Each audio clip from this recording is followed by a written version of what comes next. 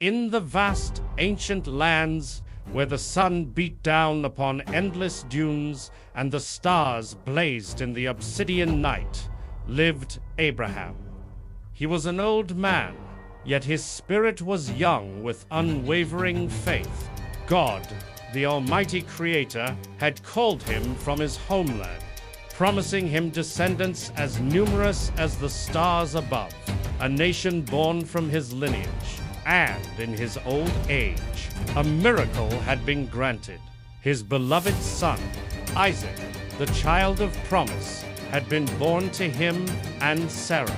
Isaac was the embodiment of God's covenant.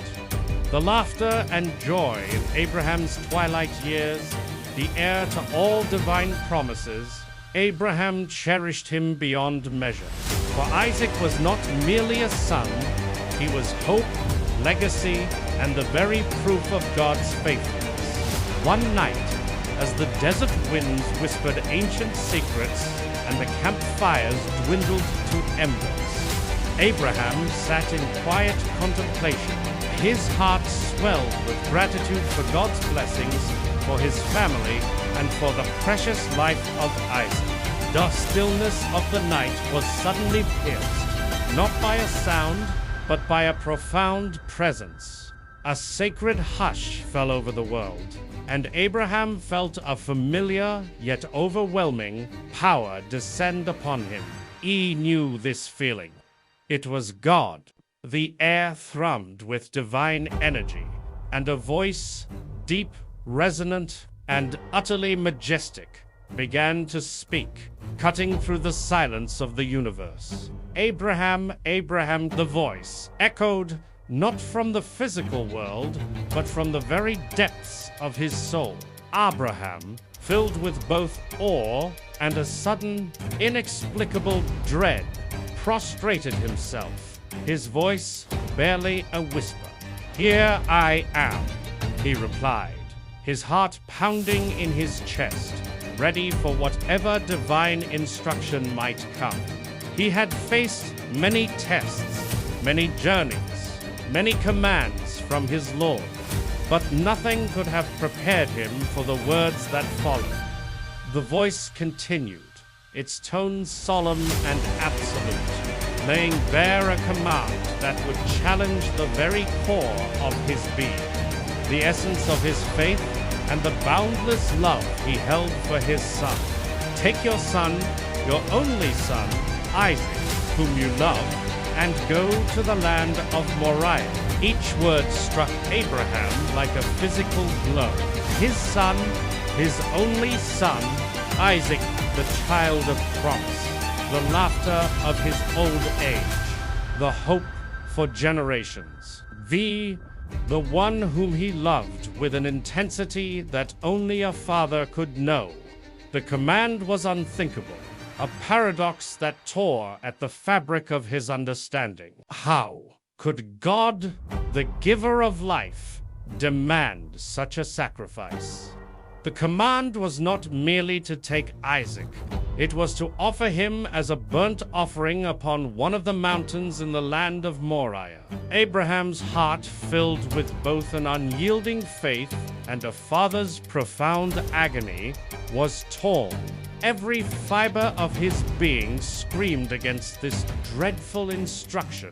This was his son, the laughter in his home, the promise of his future, the very continuation of the covenant. To lose Isaac would be to lose everything he held dear, to witness the shattering of God's own promise. Doubt, despair, and incomprehension warred within his ancient soul. He wrestled with the divine mystery, seeking to understand the unfathomable will of his Lord. Could this truly be God's voice, or was it some cruel delusion? Yet the presence was undeniable, the command clear and absolute. As dawn approached, painting the eastern sky with hues of rose and gold, Abraham rose from his prostration, his face etched with turmoil, yet his eyes held a flicker of a decision made. Weight of the command was immense. But his faith, forged through countless trials and unwavering trust in God's justice and mercy, began to assert itself. He remembered God's past faithfulness, his impossible promises fulfilled. God had given Isaac. Surely God had a purpose. Even in this demand, his love for God surpassed even his love for his son. The voice had continued, specifying the exact location. Go to the land of Moriah and offer him there as a burnt offering on one of the mountains I will show you. The instruction was precise, leaving no room for misinterpretation. With a heavy heart but resolute spirit, Abraham prepared for the journey. He did not question further.